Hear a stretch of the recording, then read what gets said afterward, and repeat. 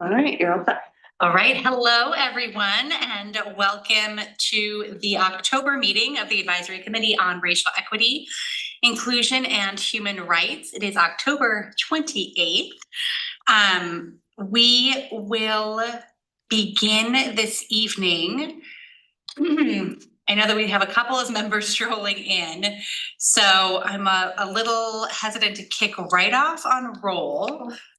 Actually, once. Oh. All right, perfect timing, Katie. So we will go ahead and start our roll call. We do have folks who are Zooming in, so we will do it orally so that we can, for the minutes, ensure that we have a record of everyone. I will begin with Vice Chair Shane Boyes. Present. Secretary Leanna Fellis. Here. Mark Roth. I'm here. Thank you. Katie Robinson. I'm here. Wonderful. Raylan Burke is excused. Please note that in the minutes. Thank you. Gabrielle Wiley will be coming here shortly as confirmed. My name is Katie Bryden. I am the chair for this evening's meeting. And then we also have our student advisory member with us here, Emmy. Welcome. Glad that you are all here this evening for us to go ahead and get started. So this is our time for public comment. And we also have joining us our council representative, Michael Bath. Welcome, Counselor. Hello. Hello. So we will, as we typically do, we do want to welcome opportunity for public comment. This is a time that's set aside for those of us that are either present in the room or joining us online to share feedback on any item in the agenda. We have typically done general public comment and then moved to an open comment session when we get to the agenda item, but we're going to be switching that. We're going to be doing just an open call for comment at one time at the beginning of each meeting. We will still keep it limited to 3 minutes, but there won't be a limit on how many folks can share at that time, just in the essence of making sure that we hear everyone at once. And then we can also keep in line with our agenda for the rest of the time. So starting this evening and moving forward, we will have 3 minutes set aside for each individual that would like to speak during general public comment at the start of every meeting, asking folks to be respectful and thoughtful in the presentation of their comments. And again, they are welcome to share anything during the time of public comment that will be on the agenda for later on in the evening. So I don't see anyone online or in person. So we will go ahead and move forward. Oh, we have quorum, so we will. For the approval of the minutes from the September 30th meeting, can I get a motion? So moved. Thank you. Second. Wonderful. Any comments, changes, adjustments to the agenda? All right, seeing none, we're going to have to do a roll vote. Leanna. Yes. Mark. Yes. Shane. Yes. Katie. Yes. Yes. Yes. And yes. Both Katies. Thank you. Wonderful. Minutes are approved. So moving on to committee business, I kind of squished a bunch of things here that were actually prevalent to this committee rather than our subcommittee. So my apologies in how the agenda looks. Welcome, Gabrielle. Please note for the minutes that she is in attendance. Thank you.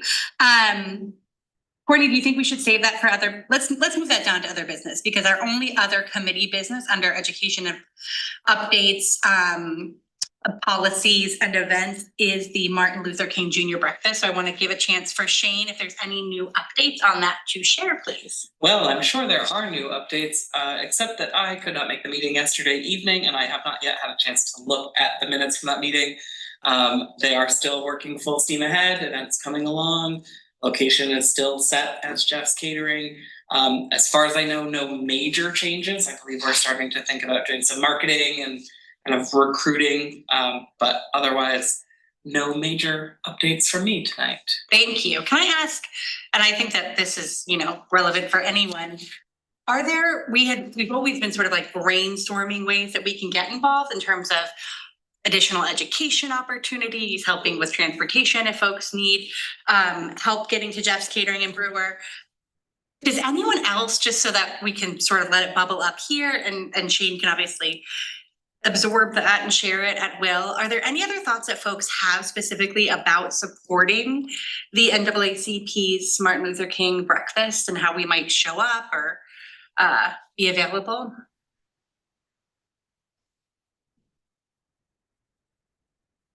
Well, are they looking for volunteers? I think that's one of the easiest things. Like how many individuals are needed to start to help them run this event, especially since they're looking to increase size of that. So, if there's a call for volunteers, can we sign up? Can we do that now? The idea of potentially getting a table as well for a couple of our members, it's an easy one. And then maybe not just have our members at a table, but strategically, like maybe if there's possible to be a different table, that's an opportunity to think that something that we can do. I think. Could you talk a bit louder? I'm sorry. I will. Yep. I was just saying, what volunteering help do they need that day? This is a big event to put on, and a lot of people. It takes a lot of people to put it, to make this event work. So I'm sure, Shane will probably be the first to tell us, where they might need help and things. But then our actual attendance at the event, whether it be all of us at a singular table, or a couple of us, or at different tables. I think those are other opportunities, not just helping them, but also encouraging our committee, being out in the community as well. Is there the sense that attending the breakfast that we would talk with people about our committee and what our roles are and how we've navigated the intrepid waters, so to speak?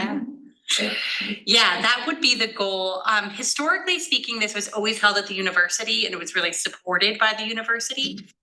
Over the years, especially being in January, snow events happening almost every time. Getting to the university and the university audience that's there on a day off at 8:30 in the morning weren't typically showing up in droves. So they were like, how can we get it maybe off campus, expand it?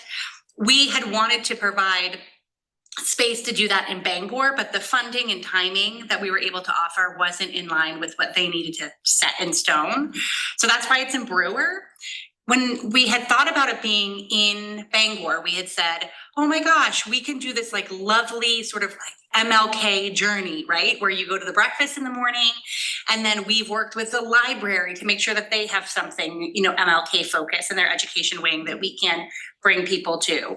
Or we find partner organizations that are doing things to help sort of scaffold the learning that's happening. So it's not just a one and done breakfast, it's a day long commitment and curiosity around, Dr. King's legacy. And so once we found it wasn't in Bangor, I feel like we were kind of like, okay, maybe next year. But I do still think that there's opportunity for us to at least be maybe the bridge builders between what's already happening. There's lots of organizations in the community, not just in Bangor, but we could even cast a wider net. And I think get more folks at least knowing what's happening. And if we can contribute anything, right? I would love to say, we're gonna host events and we're gonna have a table and but I also wanna be realistic with people's bandwidth, especially it's like the holidays and then that. So maybe we could work on identifying what other partner organizations are doing. And then how we might be able to best bridge those opportunities. And then you could bring that back and say, maybe on the back of the, what's it called, program, it could be like, here are more opportunities for you to travel throughout Bangor and participate in legacy learning about MLK. I think it's important to know that, they have new leadership, right? And they're trying a new location. So this is a building year and a testing for them, and anything we can do to support them as they start undertaking new locations and things like would being bold and ambitious is great, but we always have to start somewhere. You know, so those things that they want to get to are great.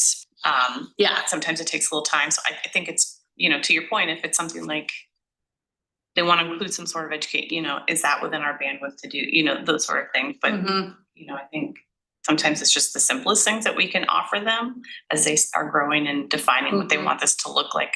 You know, if the goal is eventually to get to Bangor, you know, Yeah. how can we support that? Because we support this event regardless of where it's located. Oh, absolutely. That's Yeah. the key thing. Yeah. I always know that transportation was a big need. If there were folks that were able to drive, because the community that participated came from far and wide. And so I don't know if that's something we can talk about, like maybe offer that to them. To Leanna's point, you know, what do you need for volunteers and where can we be most helpful? Thank you, Shane. Of course. Any other questions? All right, no new policy or ordinance pieces. Moving on to other business, like I said before, I was incorrect in. Oh, yes, go ahead. Did you see the message? Oh, yes, thank you. Thank you very much. Thanks for your availability, Katie. Forgive the back and forth on this agenda, but we are now looking at number 5, the first button here. I wanted to give us a chance to talk about the resolve that we presented to the city in early October, and hear feedback on what could have been done differently. So we obviously created these resolves. We, you know, received feedback from GovOps. We adjusted the resolve to be more of a wider scope in terms of how we can make sure that we're being as clear as possible in what our city leadership, including the police force in Bangor, are doing to keep anyone with immigration status safe and sound and welcomed here in Bangor. The resolve did not pass, and there was a lot of feedback that it wasn't maybe presented in a way that felt effective. And I would just really love to talk about that and hear people's ideas or thoughts. I know we've all kind of done our own thinking in the past month about how we could have done this differently, what we might have been able to present to the city in a way that's effective.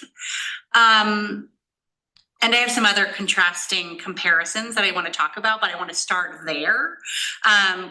How do people feel in terms of feedback, thoughts, recommendations for next time? And also, Counselor, I open up to you if you have any recommendations in this space as well.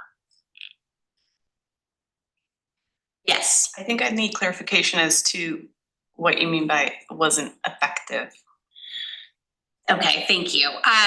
The feedback that the majority of those that voted to not accept the resolve, the feedback was that this resolve doesn't do anything. That the expectation that we had when we said the city of Bangor and our city leadership and our police department would not, if the city were ever to be asked to enter into 287G agreement, the resolve laid out the exact steps of how that would happen. This is what the city would do first. This is who would be involved. This is how it would happen.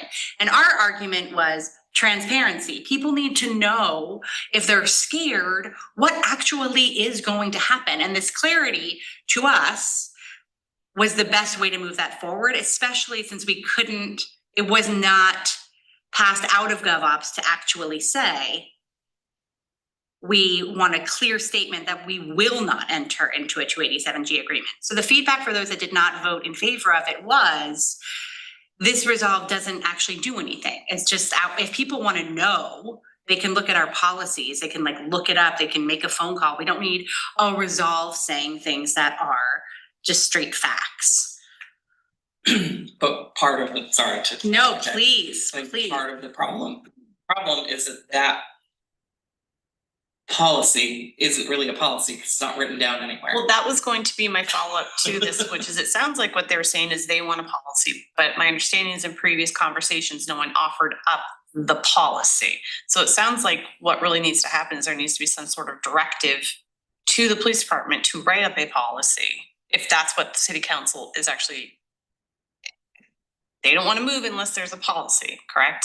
They don't want to adopt a resolution unless there's a policy. That language was not used. Okay. That, the reason that it was not approved, and anyone that watched or was there, please, like really trying to be as objective as possible here. So I welcome clarifications. The language was not, if this was a policy, it would have passed it. The language was, this doesn't serve a purpose. And where do we stop with resolves? If we're going to make this information easy to find, why wouldn't we do this with, other, how to get a building permit, how to whatever, that type of city business kind of stuff. And in our very first meeting with the GovOps committee and the city solicitor, Councilor Beck did offer a policy and say, this is the policy that we could use. And the city solicitor recommended against that because a policy would bind future councils. And that recommendation wasn't supported. Was this the language that was similar to South Portland? Yes. Just say that again, please. I asked if the question, if the policy was similar to what South Portland had just passed. I think we kind of we got stuck in this in between land where the first thing that we proposed did too much and the second thing that we proposed didn't do enough. And I don't really know what that middle ground would look like. I think we tried middle ground.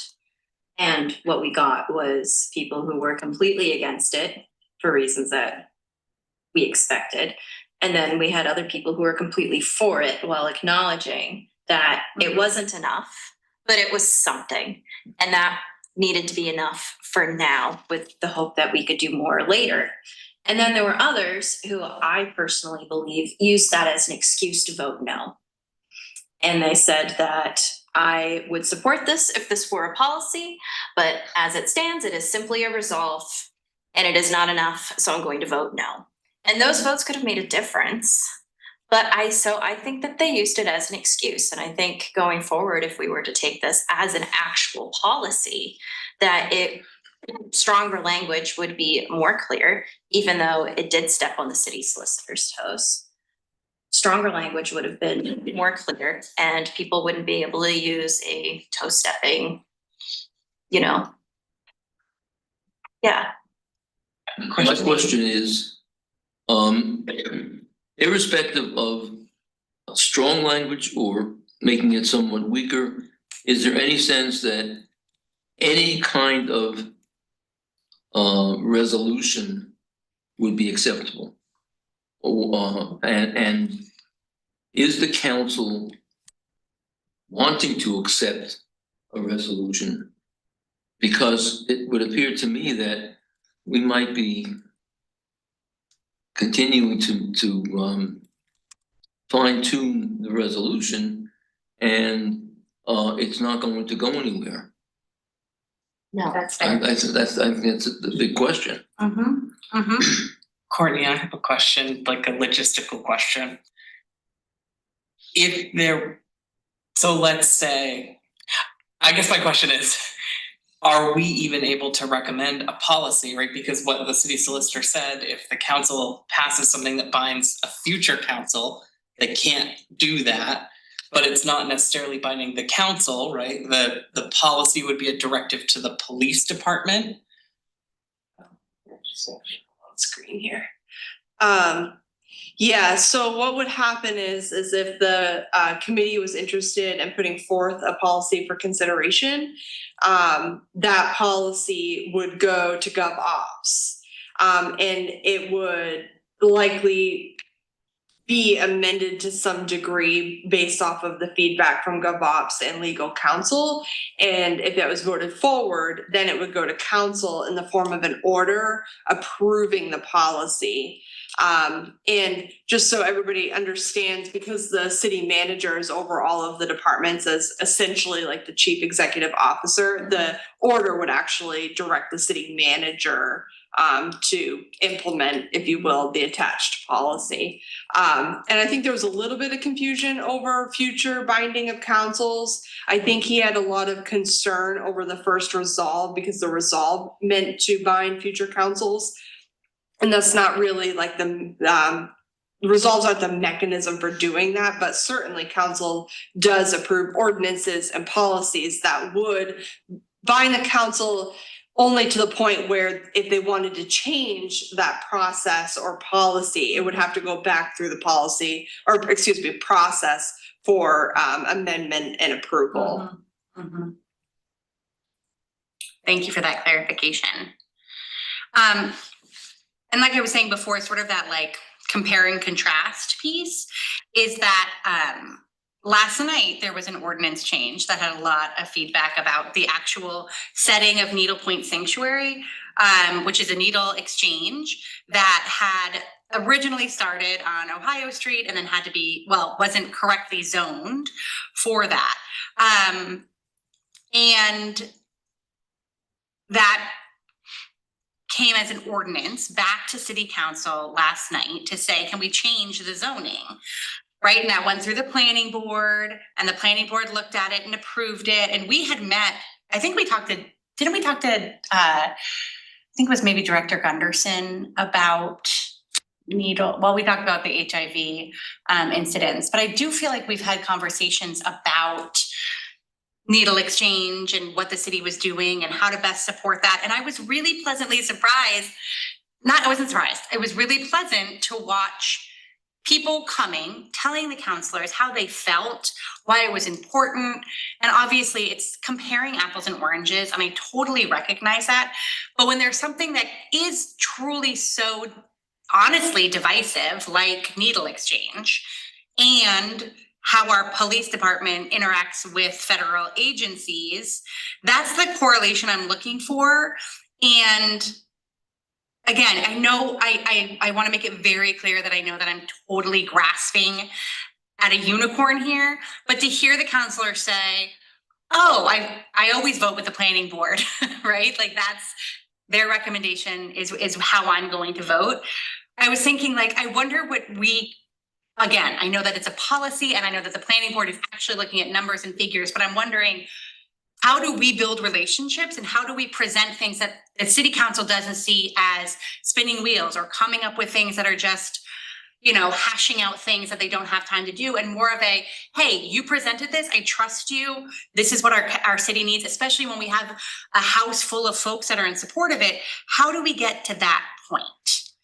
And I don't know the answer. And I mean, we have a council representative, we have our assistant city manager, and I'm not going to put it on you to tell us that, but if there are thoughts or recommendations, this is a new committee. You know, we're not going to have like trust and buy-in overnight. It's also, we're not talking about residential street numbers and acreage, right? Like we have a little bit more subjective substance to what we're doing, but how do we get to a point that we are working really well in tandem with council in a way that says what we're bringing to you matters for the city? Because I do think the reason that there was such, I don't want to say confusion or distrust, but there was a little bit like, why are you doing this?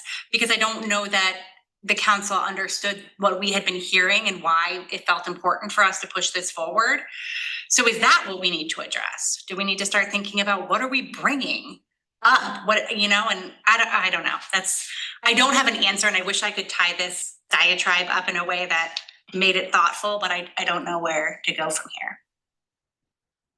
I mean, without pointing fingers, we literally have counselors who don't believe that ICE is doing anything in Bangor to start. And then we had other counselors who believed that even if ICE were here, that they couldn't do anything, when both of those statements are objectively inaccurate.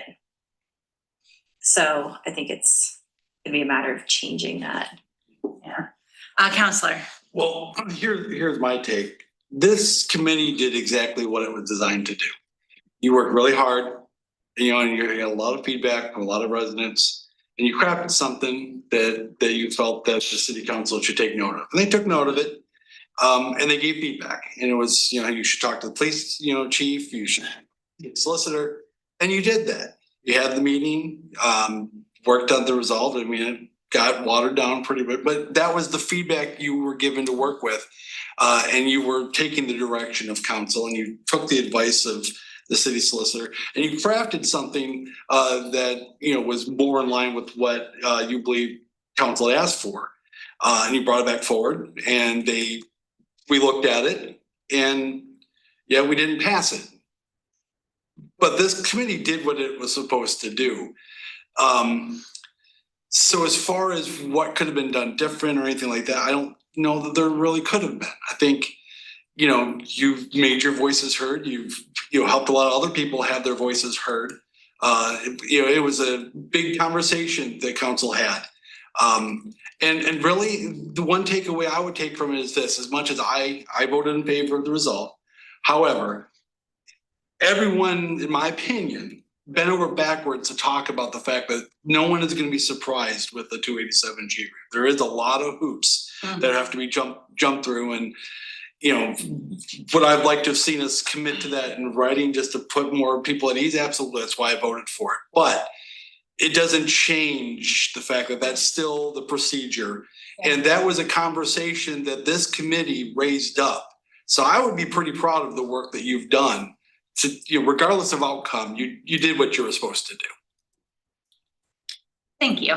I haven't said this in a while because I haven't had the opportunity to, but this kind of work is not something that's a 1K or a 5K. What is it, Katie? It's a marathon, right? And we have. Love that analogy. I do love that analogy. Anyone who's a runner, you know why. You have small markers. And I think what Councilor Beck is saying is exactly right, which is we moved the needle. We started the conversation. We've now moved the needle. It may not look like a resolution. It may look like conscious conversations at tables saying, okay, what does it actually look like? How is this made publicly available? How transparent are we in these particular processes? Not everything is a big, bold statement. It's a lot of change happens in rooms and they're small, but can have big impacts. And I think that still is just an important takeaway in the bigger, you know, Yeah.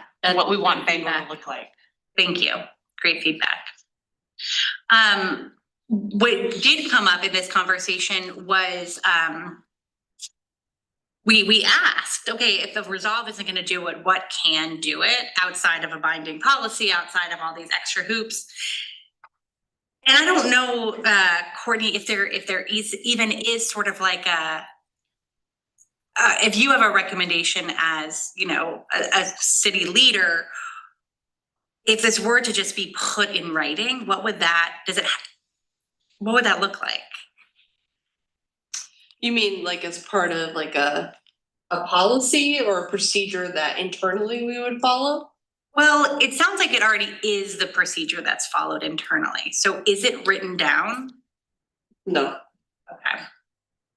So if we were to request that it get written down, one, is that something that we feel is important?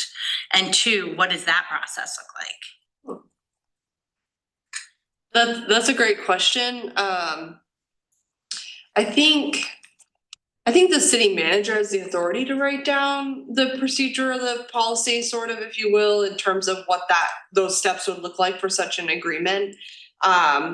Whether or not it's binding is another matter. But I think that something like that could be useful in terms of educating new department heads and things like that. So there's at least an operating procedure, if you will, should this come up again, that is noted in a way. I do think that the city manager could look at something like that.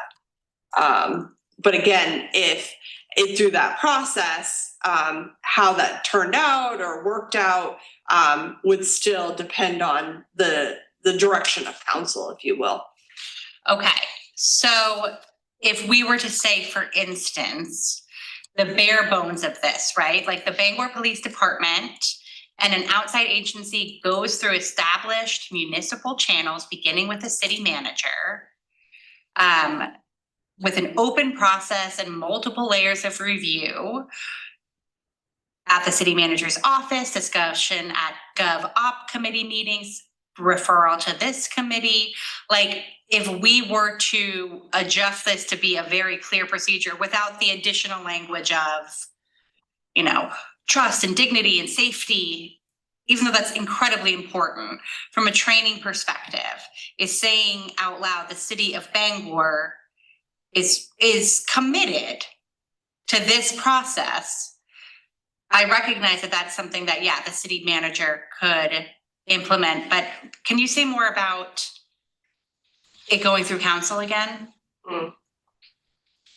I think that as part of that process, given because the 287G agreement, as we know, is essentially deputizing, for lack of a better word, our police department to act on behalf of ICE, which means there's a huge shift in our resources, right?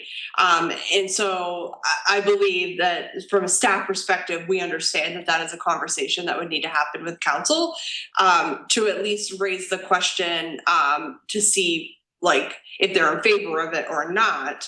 And so to what you were saying earlier, I do think just kind of memorializing, if you will, what the process would look like in terms of the steps without binding the city to a decision over it. It's just saying this is what process will be followed. I do think that that is something that the city manager could consider. Doesn't mean it wouldn't be changed with a different city manager or what have you, but it could at least kind of formalize that process in writing that could be used to educate department heads, for example, and members of the public if they were to ask as to, here it is written out in terms of what that process looks like. Thank you. Would it be a matter of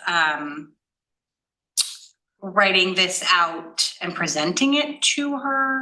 Do you? That's a great question. I don't want to speak out of turn because certainly this is all new information. But what I would be happy to do is have this conversation with her to get her take on it. And certainly in time for the next meeting, I think we could answer that question in terms of what that would look like, and how she would like to kind of talk through that and what it would look like and things. Yeah, thank you. Yeah. What are people's thoughts on that? I have a question on that. Is that the procedural process that you read of us, is that any different from what's happening now? From the resolve, you mean? Yeah. Yeah, so in this case, a resolve is just a formal statement of a position of the city council. What we're talking about now is more of an internal guiding procedure for should this come back across staff's desk. This is what staff is going to do in terms of the steps we'll go through before any decision is made as to whether or not we would enter into such an agreement. So this would be formalizing a new process. Is that accurate? Or putting in writing? I think it's more putting in writing what process or procedure would be followed, because I think we all learned through these conversations that like staff all seem to know what those steps would be, but it's not in writing anywhere. So like if you, for example, were to call the city manager's office and say, hey, I heard about this, like, can you provide me with a document that shows me exactly what the steps are that this would go through? We couldn't do that because it doesn't exist. We could talk you through it, but it's not formalized in any way. So I do think it's within the city manager's authority to create, again, it's not binding the city to a particular outcome. It's just saying, if this comes back before us, these are the steps we would go through if it were to be considered. And that's that's the city manager, if you will, saying that, you know, internally, we are going to go through this process, as opposed to like a firm directive, if you will, from council directing the city manager to do it. Because we, of course, have lots of internal policies and procedures that are determined at the city manager level. Because again, this document, if she were to look at something like that, wouldn't bind the city in terms of whether or not we would or would not do it. Only these are the steps. Makes sense.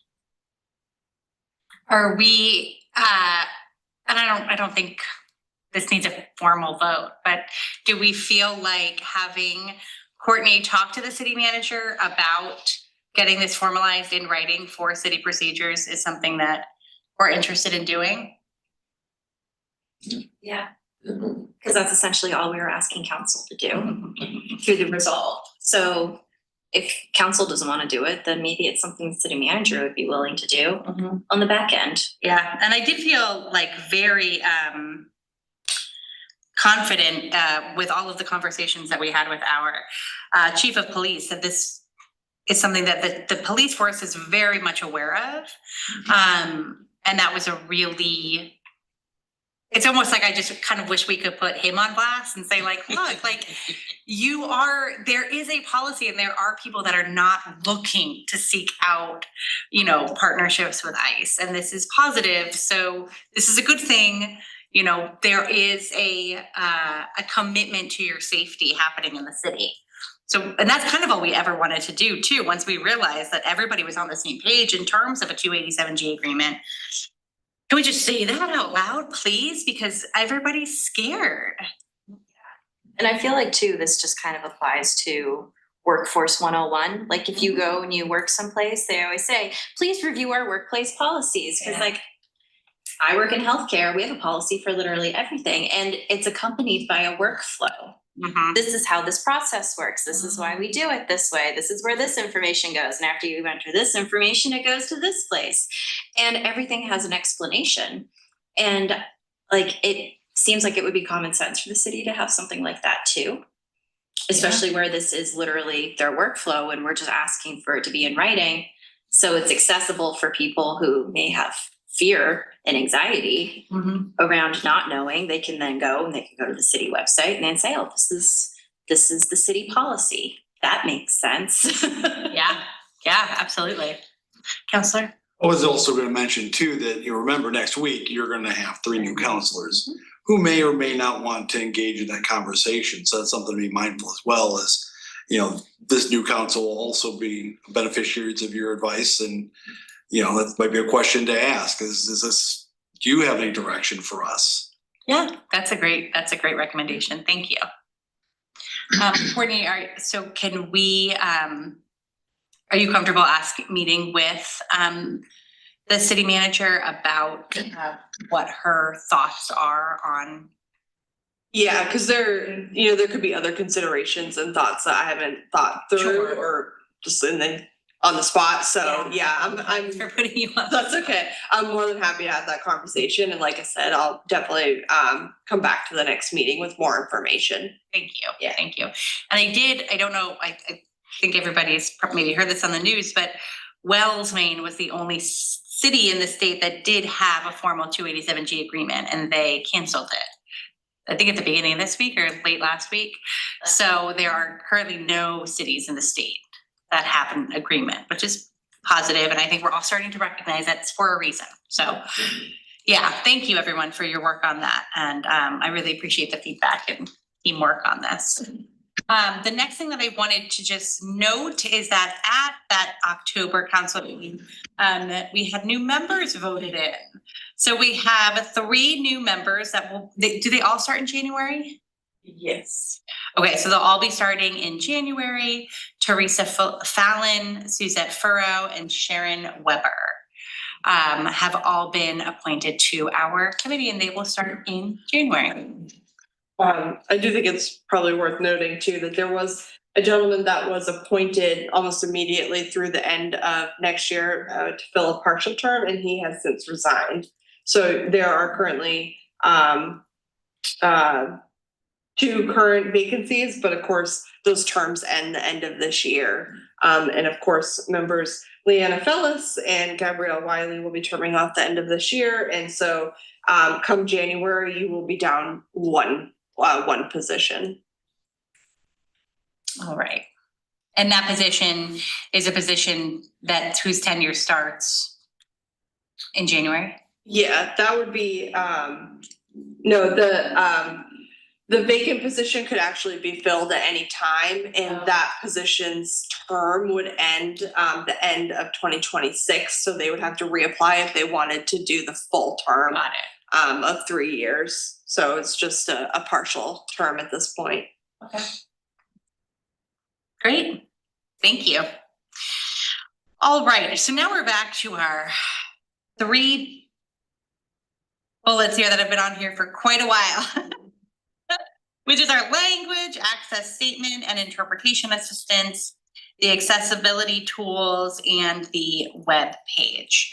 So where we left this off last time is this idea of stating on the top of the agenda, you know, if you need language or physical assistance, here's the number to call. And then it bubbled over to what languages should that be presented in, and how do we make it as accessible, and what are we missing?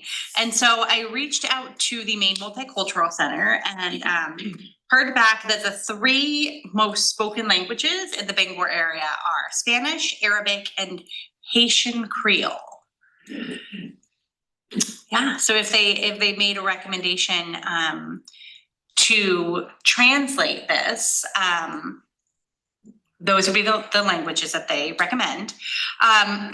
What we talked about last time was, instead of having on the top of every agenda instructions in every language and taking a whole page about language access, does it make more sense to either put a link or something to our actual web page that could say, you know, if you need language assistance, and it would just say that, right? Like those 4 words in Spanish, Arabic, Haitian Creole, and then it would bring it to the website. And then in the website, there would be more space to be able to say, you know, this is who you call if you need assistance.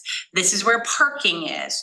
Make it a little bit more fluid and thorough, actually, with the space of the web page, because as we were talking about it, we realized nobody's looking at a printed agenda, right? They're usually looking online and scrolling through, and you can follow links, especially if you see a language that you're more familiar with. So what we need to decide is, you know, is this something that we want to pursue, and then talk about how do we do that and what will that look like? Oh, it's great that you're here. Where you go? Thanks, Rick. Thank you. Oh, okay. Yeah, current acting shared. That's funny. So yeah, the question is, what do we think in terms of what would make the most sense for individuals, and then how would we go about doing this? So I would love to hear feedback, thoughts, questions. I love the idea of just doing the little blurb with, and even if we had people who wanted a printed copy, we could do a clickable link and a scannable QR code that could just redirect. Because that really won't take up that much space. Just put it at the top of the agenda. Can I ask a quick question? Yes. Do they offer translation services? Because I'll be honest, Haitian Creole, I think that might be a tough one for us to actually make sure that what we're getting is accurate. Correct. So that is a great question. And they did, in my correspondence with them, invite an opportunity for one of us or whomever would be interested and available to go meet with them and actually have a conversation. I also obviously offered for them to come here, and we have had Pam from the Multicultural Center here before, and she's wonderful. So we can formalize that if there's interest of actually having them come to be able to ask those questions, because I do think that is worth revisiting, because what access and resources are available to help support these languages, I'm not sure. I have an idea. So everybody here, when they speak, they need to speak into a microphone. And that's, so when it's put online, live, people can hear them speaking clearly, right? There's a ton of AI transcription tools. like, I hate to be that person, like, I know you're like kind of chuckling. we were I'm not talking about it for the but- meeting. Yeah. Why don't we do something like that? Like, all we have to do is put a QR code up there with a link to the tool, and people would be able to watch on YouTube, and maybe there's a way of like uploading the footage, the live footage from this into some sort of feed using AI that would then transcribe it into people's native languages, and so they would be able to either read or listen using their phone, and then they could interact with council in real time. Not to be that person, but I'm certainly aware of services like that. The problem is they're not always accurate, and if Yeah. we don't have somebody to check it against, I would worry that we'd be putting out like, Wrong information. or like no information, like just gibberish or something. So long as we could check it and knew that the tool was accurate and helpful, that might be something worth exploring for sure. Yeah, that's interesting. That's an interesting concept. I think about like the UN with everyone like sitting there with their headphones on. I think that that's definitely a very neat thing. I think that the question would be like, you know, what are the costs for, you know, a vetted, reputable source? But that's something we can definitely look at, I think. I wonder, Katie, if maybe in partnership with the Multicultural Center, if they would be willing to help us connect with someone who would volunteer to do the translation for us. Like a native speaker of that language, and maybe there's some way that the city could compensate that person for that service or recognize their contribution in some other way if financial options not on the table. I like that idea the most. So, but is that Says there's transcription service. There are transcription services. Katie, do you want to share more about the transcription services that you're familiar with? Yeah, so I've done a couple of qualitative studies where I record the interview and then I load them to the website. And like, for example, the one I used was like $1 a minute. So a 60-minute interview was $60. And you can ask for the transcription to just be words, or they can also put in inflections, tones. So if you hear somebody sighing, they write in parentheses sigh. And some of these services can also offer them in other languages. I love that. I love that idea for council meetings. You know, just being able to capture everything that is being shared. I mean, obviously that's not in real time, but I see value in that. So the reason why I thought of this is because when you said maybe we could ask someone at the center to volunteer for a 60-minute interview, it's about 15 to 20 hours of transcribing by hand. So that's why I would suggest a service other than manual entry. Yep. Do you have the names? I can look them up. I don't want to give you a name and them not have. I'll do my research and then I will send you a list. Thank you. Thank you so much. I do think that is a good idea in terms of just, again, whatever we can do to make everything more accessible, I think it's important. And then again, what is the bandwidth? So that led to when I was looking at comparable cities, right? That what do other cities do? We don't have to reinvent the wheel. A lot of what came up is a language access plan, which is kind of exactly what we were just talking about with this actual order of operations for how our city management works with federal agencies. And so the language access plans are basically and dependent on the city. I mean, you look them up in like Los Angeles and Houston have like pages, but there's also like Sioux Falls, right? That has just some basic information where it almost acts as to your point, Courtney, that you brought up earlier, information for city employees that say, this is what we do when folks need language access. And this is what we do. And then it sort of goes through. And I have some examples where it talks about You know, this is for residents whose primary language is not English or who rely on ASL. This has all the vital documents, public notices, and emergency communications in that language. And so they have these languages in Spanish.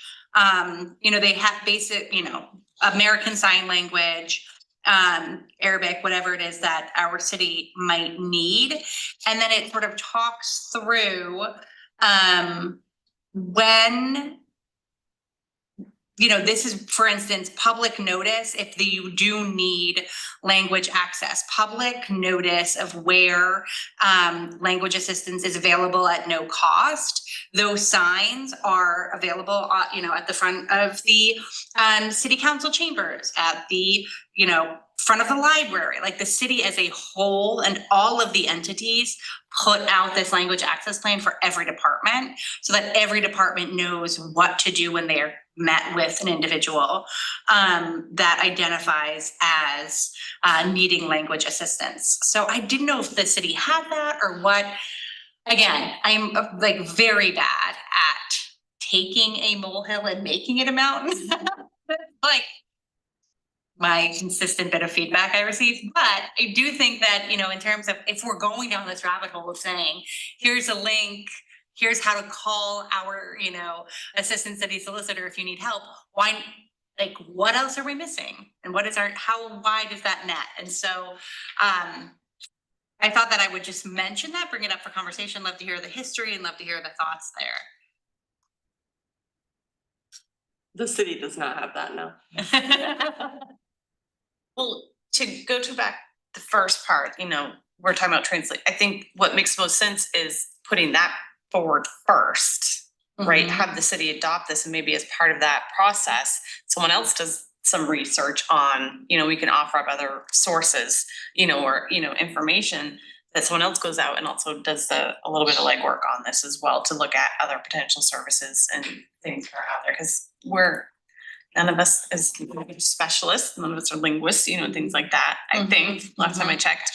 So it seems like we can do several things at once, but trying to make that the thing that goes first as we're trying to look at, you know, other pieces of it so that we are casting that wide net, you know, to try and get some adoption on other things.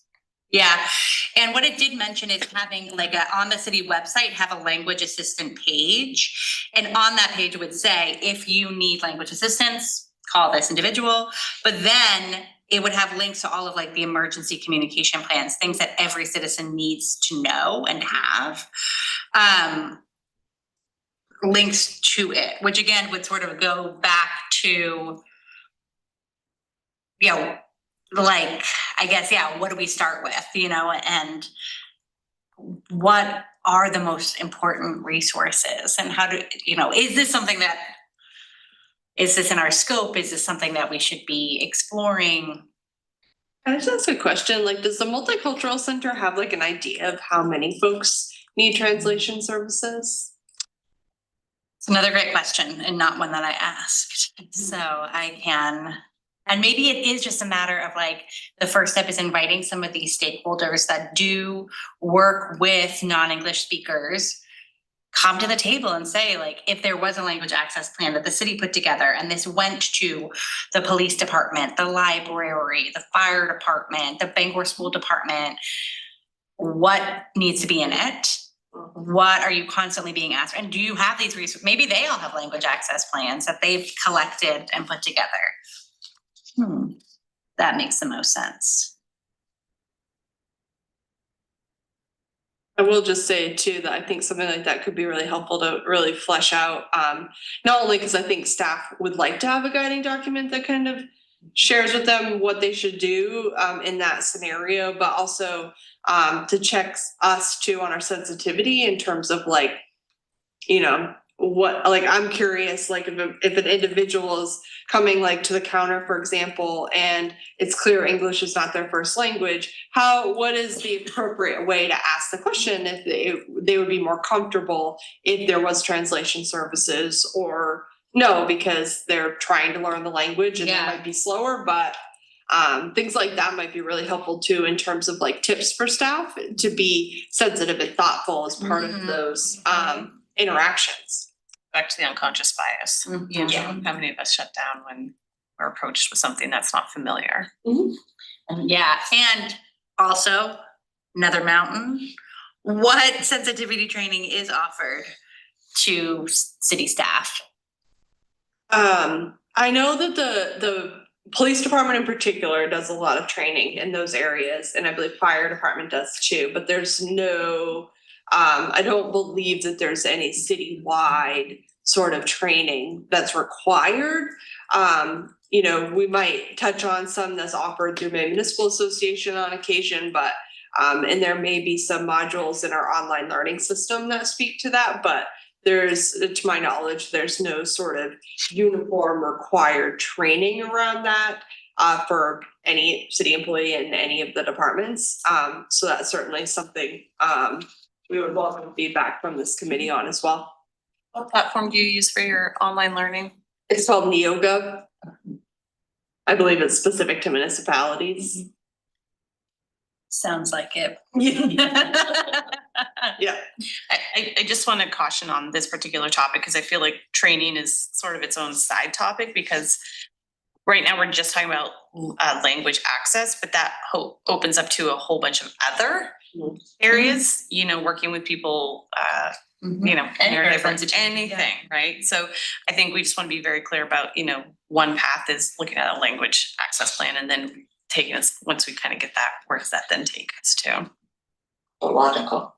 Yeah. Okay. I'm glad to have logic at 7 PM tonight. So reaching out to determine maybe, you know, what individuals might be able to come to the table to meet with us and talk about what those needs are. Thoughts, Maine Multicultural Center. You know, all of our support resources. All that work that I'm going back up 5 years ago when this committee was first started in Isabel, right? A student, yeah. Yeah, and all that work that they did in the high schools for our students who are coming in who made, was there anything in those packets that were built that might be useful information? So those were all school specific, but I Okay. do like the idea of like, It's still. there's still gonna be relevant information. Yeah, we can definitely look at that. I think the important piece here is staff training. Yeah. When I was working years ago in Bangor schools, one of the big problems was that people who were ed techs were not getting the kind of training that they needed to deal with certain kinds of students. The teachers were, but the ed techs were not. And it was a real source of frustration for them. And I think that if something is expected of an employee, then and that employee really doesn't have the knowledge of what to do, I think it's very important for the people, the city staff to have procedures and steps and some training. Yep. Yep. I do like the idea of looking at this from like a multi-pronged approach, right? Where identifying first procedurally, what do you do when someone comes to your window or needs, you know, to know that they can't park on the road when it's snowing, in a language that, you know, they are comfortable with. And then from there, looking at the sensitivity training and the unconscious bias training that's offered to city staff, and that's going to cover a much broader scope of individuals. Does it make sense to reach out then, the first step in identifying who we should invite to our next meeting? That would be helpful to actually give feedback on what's needed and what language access plans exist. Okay. I guess my question would be, does this actually, the development of this, does it actually 100% have to come out of this committee? Or can we be in the starting conversation to take it to the people within the city that can continue working on it, right? Because Good question. we're developing the idea, we're offering up, we want to see this move forward. I think we certainly can be trying to keep tabs on it, like the development of it, or is this something can we go to meetings, all like, Yeah. here's the resources we pulled together, but does it necessarily have to come out of this? Would an appropriate question be for you, Courtney, when you're talking with the city manager, to ask her if she would like this committee to explore these issues? Yeah, absolutely. And I think just from my own perspective, I think that, I think kind of the starting point of inviting stakeholders to the table to hear feedback and stuff would also be really helpful for us, even if we were ultimately the ones to like craft the actual plan and then bring it back through the committee. So I think that kind of to Leanna's point, I think there's points where it'd be really helpful to be super collaborative, and then there may be points when it makes more sense for staff to kind of do that work and bring it back. Yep. So yeah, I'm happy to chat that through with the city manager as well. All right. Are there individuals, what groups do we want to invite? Can we at least make sure we're all on the same page in terms of who would be helpful? Yeah. University of Maine, I think. I know they have a foreign language program for helping people who are like recently immigrated to this area, so they would definitely be a good resource. I just don't know who. Maybe like the State Office of New Mainers. I just go back to the idea that medical centers always have to have something available, so maybe Marwa might know of. That might be a good, just a contact, maybe not necessarily at the table, but she might be a good starting resource. Yeah. Go ahead. No, I was just looking at, Katie can't tell that I'm looking at her though, so. I was thinking About healthcare, yeah. about like, I know Catholic Charities, that part of that branch closed, but I'm sure there's still people there who would have information Yeah. and might have good like feedback at the very least. Probably the Portland location, because they're still fully functional, right? Fully operational. I believe so. I believe so too, but who knows? All right. Well, that I think is an interesting conversation to have and to identify what we need. But it does sound like outside of a language access plan, being able to put, and Courtney, I guess the question is, if we would like to recommend that agendas have for language assistance, click here. What does that process look like? Do we need approval from multiple committees to get it on an agenda? And I'm assuming that when they clicked here, for the time being, it would say, exactly this piece that we already have on here, call Grace, or, this is where you're able to park. This is when the door is open. Is that something that can be done? What role do we need to play, and how would that work? Yeah, I think if there's like something specific that the committee would like to see, I think a vote, to recommend that is always a good idea, just for the record. But yeah, something like amending the agenda is actually done collaboratively between staff and the chair and vice chair anyway. So I think if we're looking at just your agenda, we could make those changes at any time. If you wanted to make a recommendation beyond for all city meetings and things, I think that's probably a more in-depth conversation, and probably I guess I'd want to get more information before asking for like a specific vote on that, if that makes sense. Would we need to get any service vetted? A service for, Like you're talking about putting a link to something that could potentially translate, right? So that's no. I'm just getting a link, and then they go onto the web page, and then the web page has room for this thing in the 4 languages. I guess, yeah, it could be in English, yeah. And then those 3 for now. so just like starting there, I think that that's something that we can certainly work on. This committee already has a web page. And so I think we could definitely build out the time consuming part is going to be just making sure that whatever we do put up for the languages is accurate and vetted Yes. appropriately. Yeah. And that's a time and resources thing. That also means all of our meeting minutes will also need to be translated. I don't think so.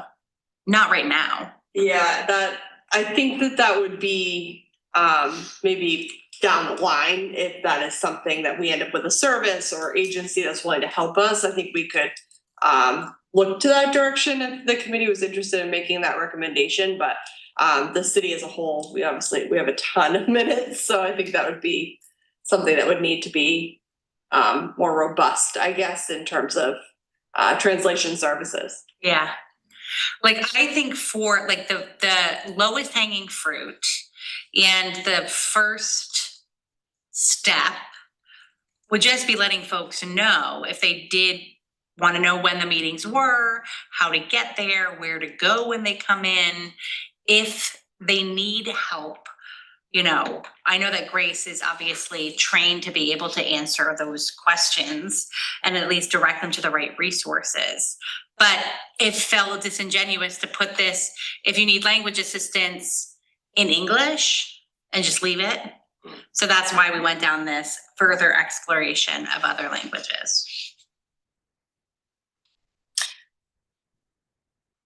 I just think that it's great to put that out there, but the flip side is how can someone genuinely engage in it if they haven't seen the previous meeting minutes that aren't translated in their language, especially if they're follow-up topics.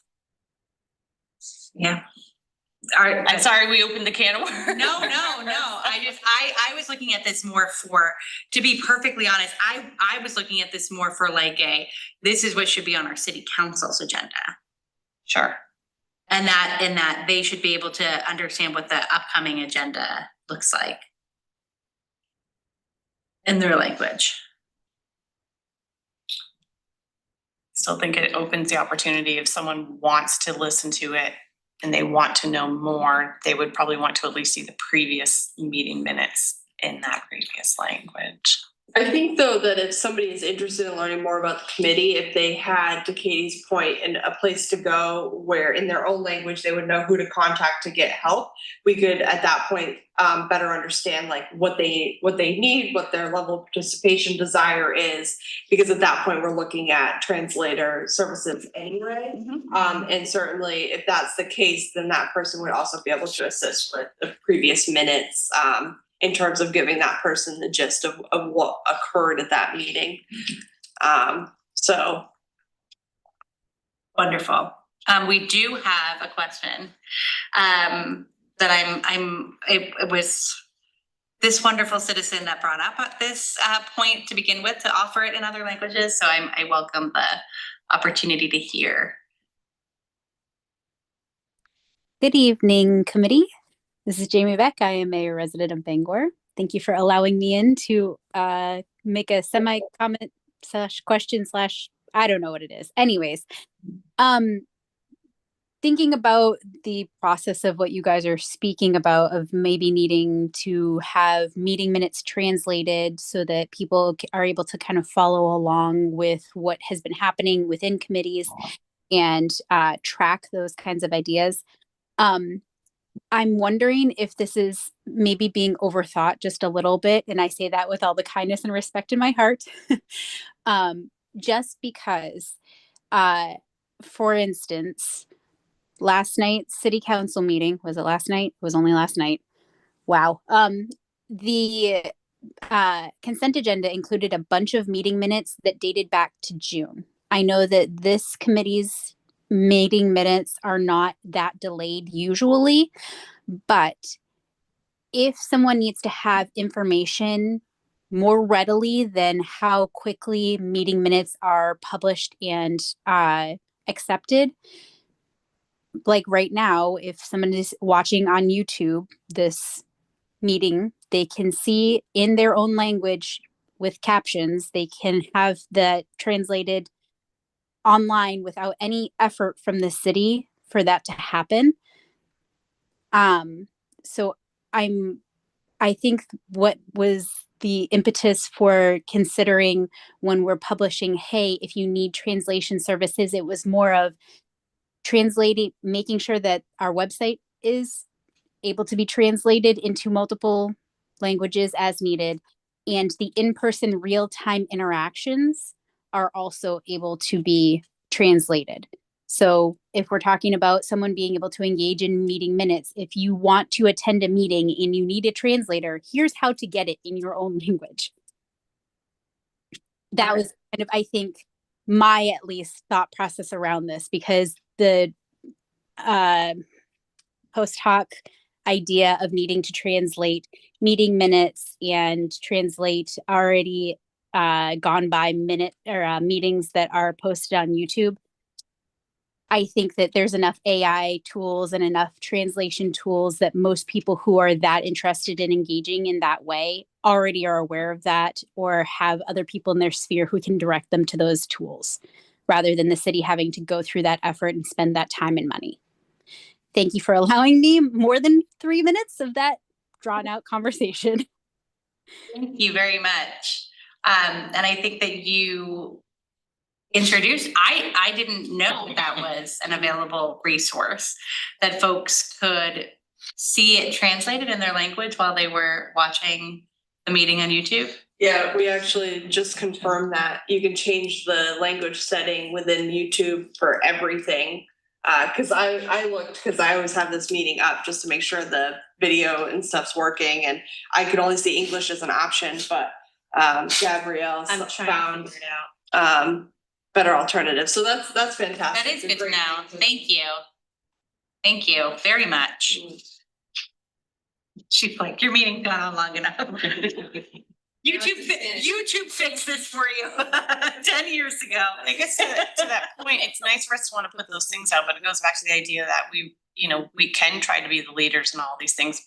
But because there are all of these, like literally in real time, we're being told, yeah, you can translate this. It really goes back to the idea of we need to have a language access plan in place that fleshes this out, so that, if we want to openly say, to say all committees, hey, please have this language. This is, this is the recommended tool. This is the recommended process for these things, that we're all doing it uniformly and not just on the fly, in a quick meeting. Yeah. So my question is then, is the idea that,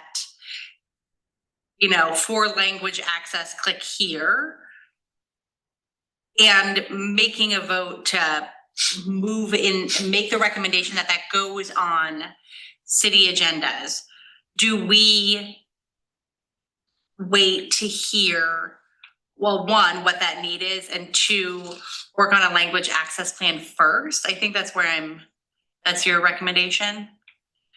Okay, thank you for clarifying. What are other people's thoughts? I'm still trying to figure out how this works. I don't use YouTube enough. I just had a question. Is there a universal symbol for language services? Like, for example, if you want to do a QR code, is there a symbol of like a silhouette of a head with like the voice things coming out? So rather than trying to, I'm saying like the way, there you go. So something like, rather than trying to come up with, sure put some where there, but there's something that people just know to look for. They would just know to scan that. And then, I liked your idea of a web page, because that gives you all the room in the world versus trying to squeeze it all into a page. I just don't know if anything like that already exists that's universal like that. If not, we should coin it and see how many royalties we can get.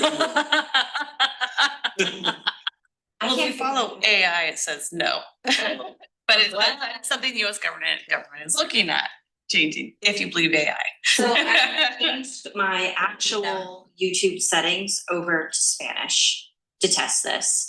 And it is still putting our like transcripted wording, whatever we're saying, in the bottom of the screen. Closed captions? Yeah, thank you. It's been a long day. Putting those closed captions in English. So what that tells me is, so the closed captions coming probably from Zoom. That's being generated on our end. And then later when YouTube goes back and processes the video, then they'll add the closed captioning. Then that's when we'll be translating. So the issue is, yes, YouTube would work, but it would not be real time. it could take up to 12 hours, depending on how long the meeting is. And that's an accessibility issue. Yeah, so for going back and watching old videos, that idea would work great, but for real time, you know, Yeah. YouTube isn't doing the transcription as we speak. That's being done by Zoom and added to the actual video feed. Well. Okay, this is all, I mean, I'm learning a lot. And it's good that you have all this tech background. Well, that's what I was just gonna say, which is part of this, we should have tech savvy people at the table who are much more familiar with these sort of services that might know of other platforms or ways to make Zoom or YouTube, the other things work, you know, that we just don't know about. Another organization that I was trying to remember the name of when you guys were talking about organizations we should probably bring on board, Chimpa. They're the basically Hispanic Center for Maine and trying to help people who are, you know, Spanish speaking, both like integrate, but also have a Great. resource for engaging with other people in their community with the same culture. So that might be a really great organization to bring on board. I know that they are active in Bangor. Great, that's awesome, thank you. So it sounds like, unless anybody feels like we need to make a vote. Well, first, let me ask that, does anyone feel like we need to make a vote on recommending an updated language access link to all of the agendas? Is that something we want to do tonight? Or do we want to wait until we can gather some folks at the table, get feedback, realize what the needs are, and then from there make a plan? I think that would be the better way. Okay, great. So we can put out a formal invitation to these recommendations for our November meeting.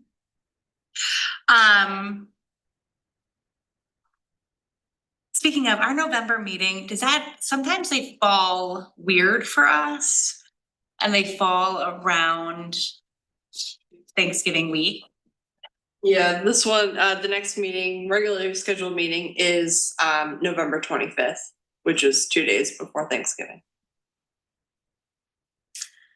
How do folks feel about that? Because we have the capability to move it, right? Sure. So provided that a room is available, and that we can do this, yes. Are folks in town on Tuesday? Would you want to meet that week? That week works better for me personally than the week prior. Okay.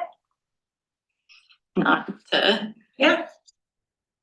No, I didn't hear what you said. Oh, I just said that week works better for me than the week prior, which I assume is probably what we would be looking at if we were to change the date. We wouldn't be pushing it to December unless we did push it to December, like the first week of December.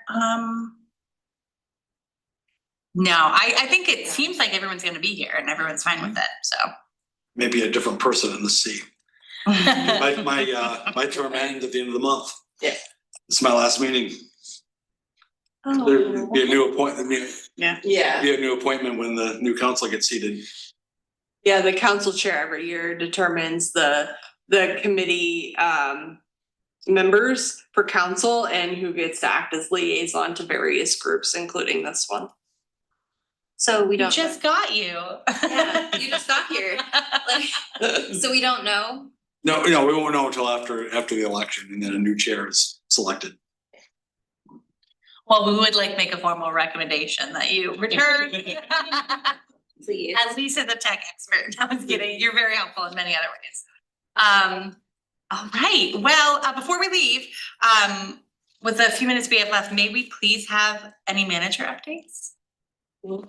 If you have any to share. Unless you guys have questions, actually, I don't have a whole lot, only to put on your radar the annual report. Yes. Because the shears will be coming up shortly. And so it's always good to start thinking about all the things that you'd like to have included. And I can pull out last year's too and probably send that out to the group for those that are interested. And we'll make sure that they're on the webpage for this group as well. In what language? Funny. Other than that, Yeah, elections are coming up. To Counselor Beck's point, there will be 3 new counselors. A new council chair will be elected among the counselors. And so November is always a really busy time for staff. Thank you. May I ask quickly, for those that missed last night's meeting, can you give a quick summary of the warming shelters and the situations with funding? I'm gonna ask Counselor Beck to do that because actually was not here last night. Sure, so last night, was a second reading, we officially accepted the $156,000 in general assistance reimbursement from the state, of which $60,000 was allocated towards warming centers. There was a RFP process that was done, it was rather quickly, might I add. We were informed of the workshop last night that 2 organizations, was not mentioned which 2, but 2 organizations had applied. One organization was offering 70 beds, another one was offering 40. They both asked for the full $60,000. So no decision has been made as far as who gets what. Code enforcement has to go make their visits as part of that process, make sure everything's safe and sound. And then I'm sure we'll get more updates after that. And then it's the process that, I'm so sorry, I feel like I should know this, but is it reviewed in a committee to determine how those funds are, or who is awarded those funds, or? So GovOps empowered the staff to make the decision. Oh, Just because we want to be quick, because Got we're it. talking about emergency. So we trusted the staff to make the decision. Okay, awesome, thank you, thanks for that update. Well, that's great news to hear that. Yeah. Sure. Anything. And actually, the other thing too is, I think it was 2 meetings ago, I think it was the August meeting where the public health director, Jen Gunderman, was here and did her presentation.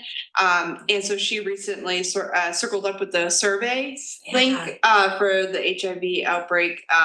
And so I forwarded that to you all. Any help and kind of pushing that out to community members is greatly appreciated, and certainly welcome to take that survey yourself. Yes, I think that's it. Thank you. Any questions, comments, thoughts? I'll share a thought. I appreciate the opportunity to be a part of this committee as a liaison. I really respect the work West Nile. you're all doing. And I thank all of you for your service, and it's been great to sit here and learn and, share my perspective when needed, but mostly learn. So thank you. It's been great to have you on the committee. It's been most helpful. We are very grateful for your time and your insight and the guidance also and the perspective. I think that since the beginning, we've been really looking to figure out what this bridge could look like. And so as a sort of liaison of information and then support and guidance for some of these big things that we've been working on, it's been incredibly helpful to have you. Truly, thank you.